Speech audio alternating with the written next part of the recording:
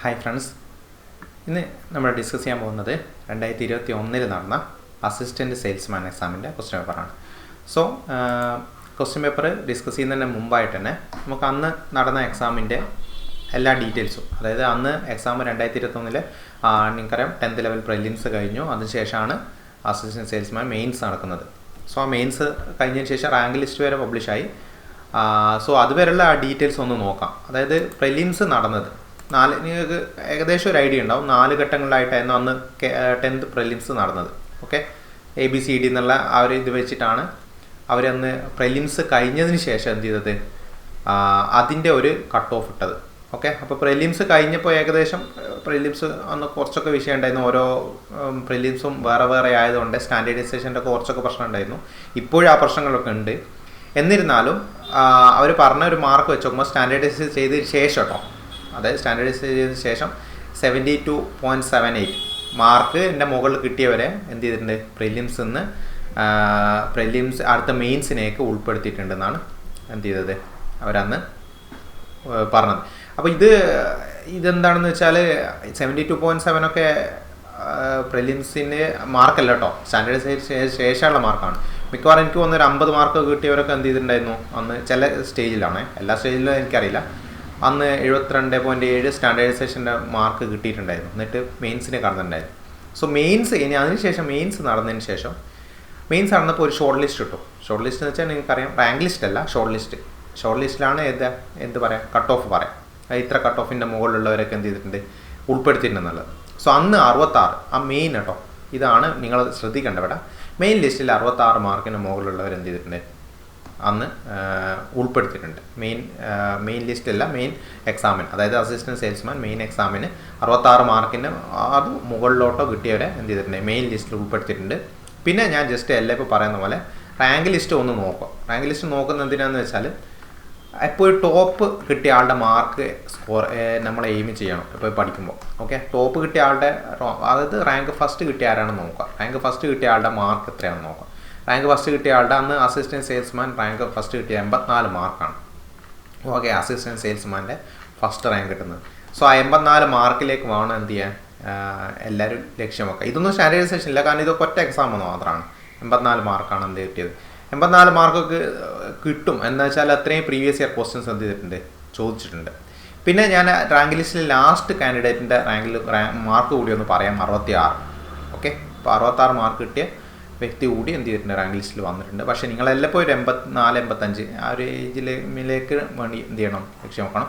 അത് ക്വസ്റ്റ്യൻ മാറുന്നതിനനുസരിച്ചിട്ട് എന്ത് ചെയ്യും, ഇതിനൊക്കെ മാറ്റം വരാം കേട്ടോ. ക്വസ്റ്റ്യൻ്റെ സ്റ്റാൻഡേർഡ് അനുസരിച്ചിട്ട് ഇതിനൊക്കെ എന്ത് ചെയ്യും, മാറ്റം വരും. ഇനി നമുക്ക് ക്വസ്റ്റ്യൻസ് എന്തൊക്കെയാണെന്നുള്ളത് നോക്കാം. ക്വസ്റ്റ്യൻസ് എന്തൊക്കെയാണെന്നുള്ളത് നോക്കുന്നതിന് മുമ്പായിട്ട് ഞാൻ ജസ്റ്റ് ഇതിലെ തന്നെ എത്രത്തോളം പ്രീവിയസ് ഇയർ ക്വസ്റ്റ്യൻസ് ഇതിൽ റിപ്പീറ്റഡ് ആയിട്ട്, ഞാൻ ഇന്ന് 10 ക്വസ്റ്റ്യനാണ് ഡിസ്കസ് ചെയ്യുന്നത്.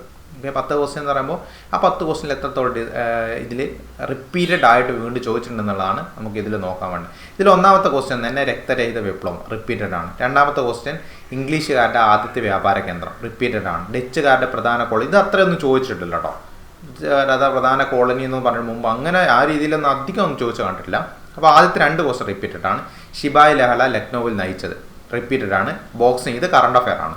ഇനി അടുത്ത സമുദ്രനിരപ്പിൽ ഒരേ ഉയരമുള്ള സാങ്കല്പിക രേഖകൾ റിപ്പീറ്റഡ് ആണ്. ലോക്ടക് തലാഖ് റിപ്പീറ്റഡ് ആണ്. ഉത്തരേന്ത്യ സമതലങ്ങളിൽ ഏപ്രിൽ മാസങ്ങൾ വീശുന്ന ചൂടുകാറ്റ് റിപ്പീറ്റഡ് ആണ്. ഇന്ത്യയിലെ ഏറ്റവും വലിയ കൽക്കരിപ്പാണ് റിപ്പീറ്റഡ് ആണ്. സ്പേസ് എക്സ് കറണ്ട് അഫെയർ ആണ്. സോ ഈ 10 ക്വസ്റ്റ്യനിൽ ഞാൻ പറയട്ടെ, 7 ക്വസ്റ്റ്യൻ, ആദ്യത്തെ 10 7 ക്വസ്റ്റ്യൻ റിപ്പീറ്റഡ് ക്വസ്റ്റ്യൻ ആണ്. പിന്നെ 2 ക്വസ്റ്റ്യൻ അതിൽ കറണ്ട് അഫെയർ ചോദിച്ചിട്ടുണ്ട്. ഒരു ക്വസ്റ്റ്യൻ അത്രത്തോളം റിപ്പീറ്റഡ് ആയിട്ട് ചോദിച്ചിട്ടില്ല. ഓക്കെ, എപ്പോഴും ഞാൻ പറഞ്ഞില്ലേ, റിപ്പീറ്റഡ് ആയിട്ടുള്ള ഏറ്റവും എന്താണ് ചാൻസ് കൂടുതൽ ചോദിക്കാനുള്ളത് എപ്പോഴും പഠിച്ച് കഴിഞ്ഞതിന് ശേഷം എന്ത് ചെയ്യാവും, റയർ ആയിട്ടുള്ള ഫാക്റ്റിലേക്ക് പോവാം. ആദ്യം തന്നെ എന്ത് ചെയ്യരുത്, റയർ ആയിട്ടുള്ള ഫാക്റ്റുകളൊന്നും പഠിച്ചു വെക്കരുത്. കാരണം നമുക്ക് ഏറ്റവും കൂടുതൽ സ്കോർ ചെയ്യാൻ പറ്റുന്ന ഏരിയ എന്ത് ചെയ്യണം, ആദ്യം നമ്മൾ കവർ ചെയ്ത് പഠിച്ചു നോക്കണം. ഇനി നമുക്ക് അതിൽ ഓരോ ക്വസ്റ്റ്യനും അതിൻ്റെ റിലേറ്റഡ് ആയിട്ട് ഏറ്റവും വൃത്തിക്ക് പഠിക്കേണ്ട ഏരിയ നമുക്കൊന്ന് നോക്കാം. ഓക്കെ, ഒന്നാമത്തെ ക്വസ്റ്റ്യൻ എന്താ, രക്തരഹിത വിപ്ലവത്തിലൂടെ ഇംഗ്ലണ്ടിൽ പുറത്താക്കപ്പെട്ട രാജാവ് അതേതാ, ജെയിംസ് രണ്ടാമനാണ് കേട്ടോ. ഞാൻ പഠിച്ചിരുന്ന സമയത്ത് ഓർത്ത് വെച്ച ഒരു കോഡെന്ന് വെച്ചാൽ, ഇപ്പോൾ രക്തത്തിൻ്റെ കളറാണ് ഏകദേശം ജെംസിനും, അങ്ങനെ ഓർത്ത് വെച്ചാൽ മതി. ജെയിംസ് എന്നുള്ളത് കിട്ടിക്കഴിഞ്ഞാൽ എന്ത് കിട്ടും നിങ്ങൾക്ക്, ആ രക്തരഹിത വിപ്ലവം എന്ന് കിട്ടും. ഒന്നാമത് ഈ ഇംഗ്ലണ്ടിലെ രാജാക്കന്മാർക്കൊക്കെ ഒരേപോലുള്ള പേരാണ്. നമുക്ക് മൈൻഡിലൊക്കെ ഒരേ പേരുണ്ട്. ഇപ്പോൾ ഹെൻറി, ചാൾസ്, വില്യം, മേരി എന്നൊക്കെ പറയുമ്പോൾ നമുക്ക് എല്ലാം ഒരേപോലെ ഉണ്ടാവും. സോ അതൊക്കെ എന്തെങ്കിലും ഒരു രീതിയിൽ വേണം എന്ത് ചെയ്യാം, ഓരോന്നായിട്ട് കണക്ട് ചെയ്യാം. ഓക്കെ. അപ്പോൾ രക്തരഹിത വിപ്ലവത്തിലൂടെ ഇംഗ്ലണ്ടിൽ പുറത്താപ്പെട്ട രാജാവാണ് ഇത് ജെയിംസ്. ഈ രക്തരഹിത വിപ്ലവം തന്നെ വേറെ പേരിൽ അറിയപ്പെടുന്നത് ഏതാ, മഹത്തായ വിപ്ലവം. അത് ഗ്ലോറിയസ് റെവല്യൂഷൻ അറിയപ്പെടുന്നത്. അതായത് രക്തരഹിതമാണ്. രക്തരഹിതം എന്ന് പറയുമ്പോൾ എന്താ, അവിടെ യുദ്ധം നടന്നിട്ടില്ല, അതുകൊണ്ട് തന്നെ മഹത്തായിട്ടുള്ള ഒരു വിപ്ലവമാണ് അവിടെ നടന്നത്. അങ്ങനെ ആ രീതിയിൽ തന്നെ ഓർത്തു വെക്കുക. ഇനി രക്തരഹിത വിപ്ലവത്തെ തുടർന്ന് അധികാരത്തിൽ വന്ന വ്യക്തികൾ മേരി രണ്ടാമനും വില്യം മൂന്നാമനും കേട്ടോ. Mary 2, William 3. ഇനി പെറ്റീഷൻ ഓഫ് റൈറ്റ്സും ഇംഗ്ലണ്ടിലെ ഈ മഹത്തായ വിപ്ലവമായിട്ട് ബന്ധപ്പെട്ടാണ് ഇത് പെറ്റീഷൻ ഓഫ് റൈറ്റ്സ്. അതുകൂടി ഓർത്തു വെക്കുക. അതും ഇടയ്ക്ക് ഇങ്ങനെ ചോദിക്കുന്ന കാണാറുണ്ട്. ഇനി രണ്ടാമത്തെ ക്വസ്റ്റ്യൻ, ഇന്ത്യയിൽ ഇംഗ്ലീഷുകാരുടെ ആദ്യത്തെ വ്യാപാര കേന്ദ്രം. ഇന്ത്യയിൽ ഇംഗ്ലീഷുകാരുടെ ആദ്യത്തെ വ്യാപാര കേന്ദ്രം എവിടെയാണ് തുടങ്ങിയെന്നുള്ളതാണ്. സൂറത്തിലാണ്, ഗുജറാത്തിലെ സൂറത്തിലാണ് കേട്ടോ. സൂറത്ത് ഏത് നദിക്കരയിലാണ് ചോദിക്കാറുണ്ട്. സൂറത്ത് താപ്തി നദിക്കരയിലാണ്. താപ്തി ഇന്ത്യയിലെ ആദ്യത്തെ ബ്രിട്ടീഷ് ഫാക്ടറിയാണിത്. ഓക്കെ, വ്യാപാരശാല എന്ന് പറഞ്ഞാൽ ഫാക്ടറി ഉദ്ദേശിക്കുന്നത് താപ്തി നദിക്കരയിലാണ്. ഇനി ഇംഗ്ലീഷ് ഈസ്റ്റ് ഇന്ത്യ കമ്പനി ദക്ഷിണേന്ത്യ, ഇനി ഇങ്ങ് താഴോട്ട് വരുമ്പോൾ സൗത്തിലേക്ക് വരുമ്പോൾ ദക്ഷിണേന്ത്യയിൽ ആദ്യമായിട്ട് ഫാക്ടറി സ്ഥാപിച്ച എവിടെയാണെന്ന് ചോദിച്ചാൽ എവിടെയാണ്, മസൂലിപ്പട്ടണം. ചോദിക്കാറുണ്ട്, മസൂലിപ്പട്ടണം മുമ്പ് ചോദിച്ചിട്ടുണ്ട്. ഇനി കൊൽക്കട്ടയിൽ ബ്രിട്ടീഷുകാർ പണിയേൽപ്പിച്ച കോട്ടയുടെ പേരാണ് എന്ത്, ഫോർട്ട് വില്യം കോട്ട എന്ന് പറയും. ഫോർട്ട് വില്യം കൽക്കട്ടയിൽ. കേരളത്തിലാണെങ്കിൽ ഏതാ, ഇംഗ്ലീഷുകാരുടെ കാര്യമാണ് ഈ പറഞ്ഞു നോക്കട്ടോ. പോർച്ചുഗീസൊക്കെ ഡച്ചുകാരൊക്കെ വേറെ കോട്ടകളൊക്കെ പണിതിട്ടുണ്ട്, അതൊന്നും ഇതിൽ ഞാൻ ഉൾപ്പെടുത്തില്ല. ബ്രിട്ടീഷുകാർ കേരളത്തിൽ ആദ്യമായിട്ട് കോട്ട സ്ഥാപിച്ചത് 1695 അഞ്ചുതെങ്ങിലാണ്. അഞ്ചുതെങ്ങ് കലാപമൊക്കെ നിങ്ങൾ പഠിച്ചിട്ടുണ്ടാവും. അപ്പോൾ 1695 അഞ്ചുതെങ്ങിലാണ് ബ്രിട്ടീഷുകാരാണ് ഇപ്പോൾ സ്ഥാപിക്കുന്നത്, മറന്നുകൊണ്ട്.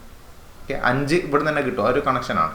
1695 അഞ്ചുതെങ്ങ് ഇനി സ്ഥാപിക്കുന്നതാണ്. അഞ്ചുതെങ്ങ് കലാപമായിട്ട് കണക്ട് ചെയ്ത് കേട്ടോ ഇത്. ഇനി മൂന്നാമത്തെ ക്വസ്റ്റ്യൻ, ഡച്ചുകാരുടെ പ്രധാന കോളനിയായിരുന്ന രാജ്യം ഇതിലേതാണ്, ഇന്തോനേഷ്യ ആണ് കേട്ടോ. ഏഷ്യയിലെ തന്നെ ഏറ്റവും വലിയ ഡച്ചുകാരുടെ ഒരു കോളനിയായിരുന്നു ഇത്, ഈ ഇന്തോനേഷ്യ. ഡച്ചുകാരുമായിട്ട് ബന്ധപ്പെട്ട് നമ്മൾ പറയുകയാണെങ്കിൽ ഡച്ച് ഈസ്റ്റ് ഇന്ത്യ കമ്പനി സ്ഥാപിച്ച വർഷം ഒന്ന് ഓർത്ത് വെച്ചാൽ നല്ലതാണ്, 1602 ഡച്ച് ഈസ്റ്റ് ഇന്ത്യ കമ്പനി സ്ഥാപിക്കുന്നത്. ഇനി ഡച്ചുകാരുമായിട്ട് ബന്ധപ്പെട്ട് നമുക്ക് ഇടയ്ക്കൊക്കെ ചോദിക്കുന്ന ഒരു ക്വസ്റ്റ്യൻ ഉണ്ട്, എന്നിട്ട് ട്രാങ്ക്യുബാർ അല്ലെങ്കിൽ തരങ്കമ്പാടി കോട്ട. അതായത് ഡാനിഷ് ഈ ഡച്ചുകാർ 1620 ഡാൻസ്ബർഗ് കോട്ട പണിയേൽപ്പിച്ച സ്ഥലമാണിത്, ട്രാങ്ക്യുബാർ. ഓക്കെ, അപ്പോൾ ഇത് പല രീതിയിൽ തിരിച്ചു മറിച്ചിട്ടൊക്കെ ചോദിക്കാറുണ്ട്. എന്ന് വെച്ചാൽ ഡാൻസ്ബർഗ് കോട്ട പണിയേൽപ്പിച്ച ആര്, ഇപ്പോൾ ഡാനിഷ് അല്ലെ ഡച്ചുകാർ, അല്ലെങ്കിൽ ഇത് എവിടെയാണ്, ട്രാങ്ക്യുബാർ. ഇനി ട്രാങ്ക്യുബാർ കോട്ട എന്നും കൂടി ഇത് അറിയപ്പെടുന്നുണ്ട്. ട്രാങ്ക്യുബാർ ഇപ്പോൾ അറിയപ്പെടുന്നത് ഏത് പേരില്ല, തരങ്കമ്പാടി. സോ ഏത് കോട്ട എന്നും കൂടി അറിയപ്പെടും, തരങ്കമ്പാടി കോട്ട. അപ്പോൾ ഏതൊക്കെ ഓർത്ത് വെക്കണം, ഈ ഡച്ചുകാർ പണിയേൽപ്പിച്ച കോട്ടയാണ് തരങ്കമ്പാടി അല്ലെങ്കിൽ ട്രാങ്ക്യുബാർ കോട്ട, ഡാൻസ്ബർഗ് കോട്ട. ഈ 3 സെയിം ഒരു കോട്ട തന്നെ 3 പേരിൽ വ്യത്യസ്ത പേരിൽ അറിയപ്പെടുന്നതാണ്. ഇനി നാലാമത്തെ ക്വസ്റ്റ്യൻ, ശിപായി ലേള എന്നറിയപ്പെടുന്ന 1857 കലാപത്തെ ലക്നൌവിൽ നയിച്ചത് ആരാണ്?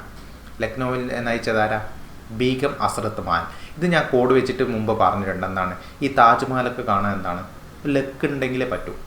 അത് ബീഗം ഹസ്രത്ത് മഹലിൻ്റെ അത് ഫുള്ളായിട്ട് ഞാൻ പറഞ്ഞിട്ടുണ്ട്. അതാ ലക്നൗ, ഒന്ന് ബീഗം ഹസ്രത്ത് മഹൽ വിപ്ലവം നയിച്ചത് എവിടെയൊക്കെയാണ്, ഒന്ന് ലക്നൗ, ആഗ്ര, ഔധ്. ഓക്കെ, ഇത് 3 പേരും ഓർത്ത് നോക്കണം. അപ്പോൾ ഈ താജ്മഹലും ഈ ബീഗം ഹസ്രത്ത് മഹലിൻ്റെ മഹലും താജ്മഹലായിട്ട് കണ്ടിട്ട് നിങ്ങൾക്ക് ഏതൊക്കെ ഓർത്തൊക്കെയെന്ന് അറിയാം. ഒന്ന് താജ്മഹൽ സ്ഥിതി ചെയ്യുന്നത് ആഗ്രയിലാണ്, അപ്പോൾ അവിടെ കിട്ടും. ഇനി താജ്മഹൽ കാണുന്നത് ലക്കുള്ളവർക്ക് കാണാൻ പറ്റും എന്നുള്ളത്. ഇനി താജ്മഹൽ കാണുമ്പോൾ നമ്മളെപ്പോഴും പറയും ഔ എന്ന് പറയല്ലേ, ഒരു അത്ഭുതത്തോടെ. അപ്പോൾ ആ 3 പേരും ഇത് ഈ താജ്മഹലായിട്ട് ബീഗം ഹസ്രത്ത് മഹലായിട്ട് എന്ത് ചെയ്യാം, കണക്ട് ചെയ്തിട്ട് ഓർത്ത് വെക്കാൻ പറ്റും. ഇതിൽ മാർക്ക് ചെയ്ത ഈ യെല്ലോ മാർക്ക് ചെയ്ത എല്ലാ പേരുകളും പഠിച്ചു വെക്കണം, നിർബന്ധമാണ്. ഈ റാങ്ക് ഫയലൊക്കെ ഒത്തിരി പേരുകൾ കാണാം, പക്ഷേ അതൊന്നല്ല, ഇതാണ് റിപ്പീറ്റഡ് ആയിട്ട് എപ്പോഴും ചോദിക്കാറുള്ളത്. ഓക്കെ, ഇതിലെല്ലാം റിപ്പീറ്റഡ് ആയിട്ട് സ്ഥിരമായിട്ട് ചോദിക്കാറുണ്ട്, നിർബന്ധമായിട്ട് പഠിക്കേണ്ടതെന്നാണ്. വെരി വെരി ഇമ്പോർട്ടൻ്റ് ആയിട്ടുള്ള ഒരു ഭാഗമാണ്. ഓരോ സ്ഥലത്തും ഈ യുദ്ധം നയിച്ചവരുടെ ലിസ്റ്റ്. ഓക്കെ, ഇത് ഞാൻ മുമ്പ് ഒരു ക്ലാസ്സിൽ ഇതിൻ്റെ കോഡുകളൊക്കെ ഞാൻ പറഞ്ഞിട്ടുണ്ട്. ഓക്കെ, ഇനി അഞ്ചാമത്തെ ക്വസ്റ്റ്യൻ, ഏഷ്യൻ ബോക്സിംഗ് ചാമ്പ്യൻഷിപ്പിൽ 2021 പേര് ദുബായ് കേട്ടോ. കറണ്ട് അഫെയറാണ്, ഞാൻ കൂടുതലായിട്ടൊന്നും ഡിസ്കസ് ചെയ്യുന്നില്ല, കാരണം നിങ്ങൾക്ക് എക്സാം വരുന്ന സമയത്തെ ബോക്സിംഗ് ചാമ്പ്യൻഷിപ്പൊക്കെയാണ് നോക്കേണ്ടതുള്ളത്. 2021 നമുക്ക് ഇനിയിപ്പോൾ വേണ്ട. ഇനി ആറാമത്തെ ക്വസ്റ്റ്യൻ, ഇത് ഇമ്പോർട്ടൻ്റ് ആണ്. സമുദ്രനിരപ്പിൽ നിന്ന് ഒരേ ഉയരമുള്ള സ്ഥലങ്ങളെ തമ്മിൽ യോജിപ്പിച്ച് വരക്കുന്ന രേഖകൾ, സാങ്കല്പിക രേഖകൾ, കോണ്ടൂർ കേട്ടോ. സമുദ്രനിരപ്പിൽ നിന്ന് ഒരേ ഉയരമുള്ള സ്ഥലങ്ങൾ, ഓക്കെ, സമുദ്രനിരപ്പിൽ നിന്നാണെന്നാണ് കേട്ടോ ഇവിടുത്തെ മെയിൻ പോയിന്റ് ഓർത്തോക്കേണ്ടത്, കോണ്ടൂർ. ഓക്കെ, ഇനി ഇതിലുള്ള ഓരോന്നും ഓപ്ഷൻ എ ബി സി നോക്കിയാൽ form line, spot height, bench mark, ഇതൊക്കെ സ്ഥിരം ചോദിക്കുന്ന ക്വസ്റ്റ്യൻസ് ആണ്. ആദ്യമായിട്ട് ഫോം ലൈനിൻ്റെ പറഞ്ഞുതരാം. ഫോം ലൈൻ എന്ന് വെച്ചാൽ എന്താ, ഇപ്പോൾ ചില പ്രദേശങ്ങളുണ്ടാവും ഭയങ്കര ബുദ്ധിമുട്ടായിരിക്കും അവിടേക്ക് എത്തിപ്പെടാൻ വേണ്ടിയിട്ട്. അപ്പോൾ അങ്ങനെയുള്ള പ്രദേശത്തിൻ്റെ ഉയരങ്ങൾ ഭൂപടങ്ങളിൽ എന്തായിട്ട് വരയ്ക്കുക, തുടർച്ചയല്ലാത്ത രേഖകളാൽ ചിത്രീകരിക്കും. തുടർച്ചയല്ലാത്ത രേഖകൾ. അപ്പോൾ എങ്ങനെ ഓർത്ത് വെച്ചാൽ മതി, ഇങ്ങനെ. അതായത് നമ്മളൊരു ഫോമൊക്കെ ഫില്ല് ചെയ്യുമ്പില്ലേ, ഒരു ഫോം ഫില്ല് ചെയ്യുമ്പോൾ പേരൊക്കെ നെയിം എന്ന് കണ്ടിട്ട് നിങ്ങൾ ഇങ്ങനെ കുത്തുകുത്തിട്ട് തുടർച്ചയല്ലാണ്ട് കുത്തുകുത്തിട്ട് പോകുന്നത് കാണാറില്ലേ, അങ്ങനെ രീതിയിൽ ഓർത്ത് വെച്ചാൽ എന്ത് കിട്ടും, ഫോം ലൈൻ ഓർത്ത് വെക്കാം. അവിടെ ഒരു കണക്ഷൻ കിട്ടും. എങ്ങനെയാണ് കണക്ഷൻ, അതായത് തുടർച്ചയല്ലാത്ത രേഖകൾ, ഫോം ലൈൻ. ഇനി അടുത്തത് സ്പോട്ട് ഹൈറ്റ്. അത് പേരിൽ തന്നെ ഉണ്ട്. ആ സ്പോട്ടിലെ ഹൈറ്റ് രേഖപ്പെടുത്തും. അങ്ങനെ തന്നെ പഠിച്ചു വെച്ചാൽ മതി. അതായത് ഭൂപടങ്ങളിൽ കറുത്ത ബിന്ദുവിനോട് ചേർന്നിട്ട് ഉയരത്തെ സൂചിപ്പിക്കുന്ന ഒരു സംഖ്യ രേഖപ്പെടുത്തും. അതിനെയാണ് എന്ത് പറയുന്നത്, സ്പോട്ട് ഹൈറ്റ് എന്ന് പറയുന്നത്. ഇനി ട്രയാങ്കുലേറ്റഡ് ഹൈറ്റ് ഉണ്ട്. ഓപ്ഷനിലില്ല, എന്നാൽ ഞാൻ പറയാം, അത് ചോദിക്കാറുണ്ട്. ട്രയാങ്കുലേറ്റഡ് ഹൈറ്റ് എങ്ങനെയായിരിക്കും, ട്രയാങ്കിൾ ട്രിഗ്നോമെട്രിക് സർവേയിലൂടെ കണ്ടെത്തുന്ന സ്ഥലത്തിൻ്റെ ഉയരം ഒരു ട്രയാങ്കിൾ വെച്ചിട്ട് രൂപപ്പെടുത്തുന്നതാണ് ട്രയാങ്കുലേറ്റഡ് ഹൈറ്റ്. പിന്നെയുള്ളതോ ബെഞ്ച് മാർക്ക്. ബെഞ്ച് മാർക്ക് എങ്ങനെയാണ്, അതായത് ജലസംഭരണി, മെയിനായിട്ട് ഡാമുകൾ ഉണ്ടാവും, അതായത് ഇപ്പോൾ കെട്ടിടങ്ങൾ, ഇവയുടെ ഉയരം ഒരു BM എന്നിട്ട് എന്ത് ചെയ്യും, അതിൻ്റെ ഒപ്പം അതിൻ്റെ ഉയരം കൂടി രേഖപ്പെടുത്തുന്ന മാർക്കാണ് ഇത് ബെഞ്ച് മാർക്ക്. അപ്പോൾ ഈ പറഞ്ഞ ഈ ലാസ്റ്റിലത്തെ മൂന്നെണ്ണത്തിനും ഏകദേശം പേര് കേൾക്കുമ്പോൾ നമുക്ക് കിട്ടും. ബെഞ്ച് മാർക്കും കിട്ടും, ട്രയാങ്കുലേറ്റഡ് ട്രിഗ്നോമെട്രി ആണ് കിട്ടും, സ്പോട്ട് ഹൈറ്റ് സ്പോട്ടിൽ രേഖപ്പെടുത്തുന്നതാണ്, ഫോമും കിട്ടും അല്ലേ, ഫോം തുടർച്ചയില്ലാത്തതാണ് കിട്ടും. ഈ കോണ്ടൂർ നിങ്ങൾ ഓർത്ത് വെക്കണം. സമുദ്രനിരപ്പിൽ നിന്നുള്ളതോ കണക്ട് ചെയ്തിട്ട് വേണം എന്ത് ചെയ്യാൻ, ഈ കോണ്ടൂറിൻ്റെ നിങ്ങൾ പഠിച്ചു വെക്കാം. ഓക്കെ, അത് സ്ഥിരം ചോദിക്കുന്നതാണ്. കോണ്ടൂർ നല്ല ഇമ്പോർട്ടൻ്റ് ആയിട്ടുള്ള ഒരു ഭാഗമാണ്. ഇനി ഏഴാമത്തെ ക്വസ്റ്റ്യൻ, ലോക്ടക് തടാകം ഏത് സംസ്ഥാനത്താണ്? ലോക്ടക് തടാകം നോർത്ത് ഈസ്റ്റ് സ്റ്റേറ്റിലൊക്കെ വരുന്നതാണ്. ഏതെവിടെയാണ് വരുന്നത്, മണിപ്പൂരിലാണ് കേട്ടോ. ഈ ലോക്ടക്കിന് 2 പ്രത്യേകത ഉണ്ട്, മെയിനായിട്ടുള്ള 2 പ്രത്യേകത നമ്മൾ പഠിച്ചു വെക്കേണ്ടത്. അതായത് ലോകത്തിലെ ഒരേ ഒരു ഒഴുകുന്ന ദേശീയോദ്യാനമായ കെയ്ബുൾ ലാംജോ. ഓക്കെ, ദേശീയോദ്യാനം എന്ന് വെച്ചാൽ എന്താണ്, നിങ്ങളൊക്കെ നാഷണൽ പാർക്കാണ് ദേശീയോദ്യാനം. അത് കെയ്ബുൾ ലാംജോ എന്നുള്ള കെയ്ബുൾ ലാംജാവോ എന്നുള്ള ആ ഒരു ദേശീയോദ്യാനം സ്ഥിതി ചെയ്യുന്നത് ഈ ലോക്ടക് തടാകത്തിലാണ്.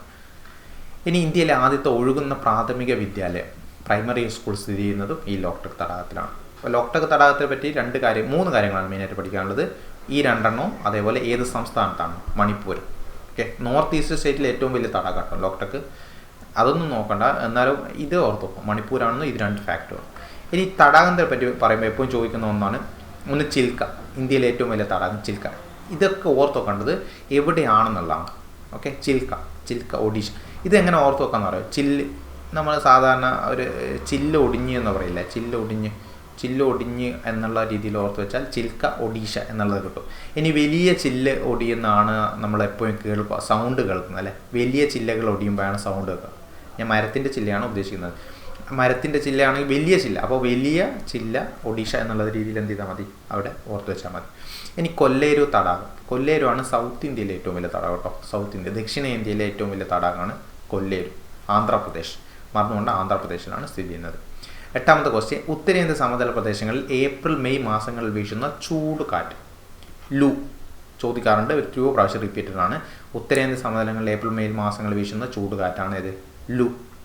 ഓക്കെ, അത് അങ്ങനെ തന്നെ ലൂ എന്നുള്ളത് ഓർത്ത് വെച്ചാൽ മതി. ലൂഡു കാറ്റ് എന്നുള്ളത് ഓർത്ത് വെച്ചാൽ അങ്ങനെ അങ്ങ് പഠിച്ചാൽ എന്ത് ചെയ്യും, അതങ്ങ് ആ ഒരു ബൈഹാർട്ട് ആ ഒരു രീതിയിൽ തന്നെ എന്ത് ചെയ്യും, ഓർത്ത് വെക്കും. ഓക്കെ, ഏപ്രിൽ മെയ് മാസം. ഇനി ഇതുമായിട്ട് കണക്ട് ആയിട്ട് ഏകദേശം ഇതേ രീതിയിൽ ചോദിക്കുന്ന കുറച്ച് ക്വസ്റ്റ്യൻ ഉണ്ട്. ഒന്ന് നോർവെസ്റ്ററാണ്. നോർവെസ്റ്റർ എന്ന് വെച്ചാൽ എന്താ, ബംഗാളിലെ ആസാമിൽ വൈകുന്നേരങ്ങളിൽ രൂപപ്പെടുന്ന ശക്തമായ ഇടിമിന്നലോട് കൂടിയ മഴയാണ് ഏത്, നോർവെസ്റ്റർ. ഇത് ബംഗാളിൽ കൽ ബൈശാഖി എന്നുള്ള പേരിൽ അറിയപ്പെടുന്നത് കേട്ടോ. അത് നിങ്ങൾ പഠിച്ചിട്ടുണ്ടാവും, കൽ ബൈശാഖി എന്നുള്ള അറിയപ്പെടുന്നു. കൽ ബൈശാഖി മറന്നു വേണ്ട. ബർദോയ്ച്ചില എന്നുള്ള ആസാമിലും അതിനൊരു പേരുണ്ട്. എന്നാൽ കൽ ബൈശാഖി നിർബന്ധമായിട്ട് എന്ത് ചെയ്യും, ഒന്ന് ഓർത്ത് നോക്കും. പിന്നെ നോർവെസ്റ്റർ കേട്ടോ. ഇനി ബ്ലോസം ഷവർ അല്ലെ ചെറി ബ്ലോസമാണ് മെയിനായിട്ട് ചോദിക്കാറുള്ളത്. ചെറി ബ്ലോസം എന്നുള്ള പേരിൽ കേരളത്തിലും കർണാടകയിലും കാപ്പിത്തോട്ടങ്ങൾക്ക് പ്രയോജനമായിട്ടുള്ള ഉഷ്ണക്കാറ്റാണിത്, ചെറി ബ്ലോസം. ഇനി മാംഗോ ഷവർ ആണെങ്കിൽ എന്താ, അതായത് വേനലിൻ്റെ അവസാന നാളുകളിൽ കേരളത്തിലും കർണാടകത്തിലും മൺസൂണിന് മുമ്പേ വരുന്ന കേട്ടോ. വേനലിൻ്റെ അവസാനം മൺസൂൺ വരുന്നതിന് മുമ്പേ അപ്പോഴാണ് മാംഗോ ഉണ്ടാകുന്നത്. അതായത് മാംഗോ ഒക്കെ എപ്പോഴും നല്ല ഇതിൽ വരുന്ന. So cherry blossom, mango shower, അതേപോലെ നോർവെസ്റ്റർ ഇമ്പോർട്ടൻ്റ് ആണ്. പിന്നെ ലൂയും പഠിച്ചു നോക്കാം. 9ാമത്തെ ക്വസ്റ്റ്യൻ എന്താ, ഇന്ത്യയിലെ ഏറ്റവും വലിയ കൽക്കരിപ്പാടം, ഏറ്റവും വലിയത് ഏതാ, ജാരിയ. ഏറ്റവും വലിയ കൽക്കരിപ്പാടാണ് ഇത്, ജാരിയ. ഓക്കെ, വലിയ ആളെ നോർമലി മലബാർ ഭാഷകളിൽ ജോറ എന്ന് പറയും, വലിയ ആളുകൾ. അത് രീതിയിൽ എന്ത് ചെയ്യുന്ന ഒന്ന് കണക്ട് ചെയ്താൽ മതി. കാരണം ഇതിൻ്റെ പ്രശ്നം എന്താ വെച്ചാൽ ഈ കൽക്കരി പാടം അതേപോലെ പെട്രോളിയം ഖനി എന്നൊക്കെ പറഞ്ഞിട്ട് അതിൽ വലുത് പഴയത് എന്നൊക്കെ പറഞ്ഞിട്ട് ഒത്തിരി പേര് പഠിക്കണം നമുക്ക്. അപ്പോൾ അത് എല്ലാം കണക്ട് ചെയ്താലേ എന്ത് ചെയ്യും, കൺഫ്യൂഷൻ ഇല്ലാതെ ഓർത്തൊക്കെ പറ്റും. ഇതിൽ ഒന്നാമത് ഇന്ത്യയുടെ കൽക്കരി തലസ്ഥാനം എന്നറിയപ്പെടുന്നത് എവിടെയാണ്? ധൻബാദാണ്, ജാർഖണ്ഡിലെ. ഈ ദാരിയം വരുന്നത് ജാർഖണ്ഡിലാണ്. ഓക്കെ, ഇന്ത്യയിലെ കൽക്കരി തലസ്ഥാനം എന്നറിയപ്പെടുന്നതാണ് കോൾ ക്യാപിറ്റൽ ഓഫ് ഇന്ത്യ, ഏത്? ധൻബാദ് എന്നുള്ളത്. ഇനി ഇന്ത്യയിലെ ഏറ്റവും പഴയ കൽക്കരി ഖനിയാണ് ഏത്? റാണിഗഞ്ച്. ഏറ്റവും പഴയ കൽക്കരി, ഞാൻ പറഞ്ഞില്ല പഴയതാണ് റാണിഗഞ്ച്. പഴയ റാണിഗഞ്ച് പശ്ചിമ ബംഗാൾ. ഇന്ത്യയിലെ ഏറ്റവും പഴക്കമേറിയ എണ്ണപ്പാടം, ഇതൊക്കെ വേറെ വേറെ കാര്യങ്ങളാണ്. എണ്ണപ്പാടം ഏതാ? ഏറ്റവും പഴക്കമേറിയ എണ്ണപ്പാടം ദിഗ്ബോയ്, ആസാമിലെ ദിഗ്ബോയ് ആണ് ഏറ്റവും പഴക്കമേറിയ എണ്ണപ്പാടം. ഇനി ഇന്ത്യയിലെ ഏറ്റവും വലിയ പെട്രോളിയം ഖനി, ഏറ്റവും വലിയ പെട്രോളിയം കേട്ടോ, ഇതിൽ പെട്രോളിയത്തിലേക്ക് വന്നേ, പെട്രോളിയം ഖനിയാണ് മുംബൈ ഹൈയിലെ പെട്രോളിയം ഖനി. ഓക്കെ, അത്രയല്ല, പക്ഷേ മെയിനായിട്ട് പഠിക്കേണ്ട ഇത്രയും കാര്യങ്ങളാണ്. ഇതല്ലാതെയും ഉണ്ട് കേട്ടോ, ഇനിയും കുറച്ച് ചില സംസ്ഥാനങ്ങളുടെ പേരുകൾ കൂടി വരുന്നുണ്ട് ഇതിൽ. ഇനി 10ാമത്തെ ക്വസ്റ്റ്യൻ, സ്പേസ് എക്സ് എന്ന സ്വകാര്യ കമ്പനിയുടെ ബഹിരാകാശ ടൂറിസം പദ്ധതിയുടെ പേര്. ഇൻസ്പിറേഷൻ 4 ആണ് കേട്ടോ. സ്പേസ് എക്സിന് മെയിനായിട്ടുള്ളത് ഒന്ന് പഠിച്ചു വെച്ചാൽ മതി. ഇതൊക്കെ ആ ടൈമിൽ വന്നപ്പോൾ ഉണ്ടായിരുന്ന ഒരു കറണ്ട് അഫെയറിൽ വരുന്നതാണിത്. ഓക്കെ, സ്പേസ് എക്സും ഇമ്പോർട്ടൻ്റ് ആണ്. മെയിനായിട്ട് എന്തെങ്കിലും നേട്ടങ്ങൾ കൊണ്ടുവരുന്നതൊക്കെ ISR സ്പേസ് എക്സ് ഒക്കെ എന്ത് ചെയ്യണം, ഒന്ന് നോക്കി നോക്കണം. ഓക്കെ, ഇനി നമുക്ക് 11 മുതലുള്ള ക്വസ്റ്റ്യൻസിലാണ് നമുക്ക് അടുത്തൊരു ക്ലാസ്സിൽ എന്ത് ചെയ്യാം, ഡിസ്കസ് ചെയ്യാം. Okay, by.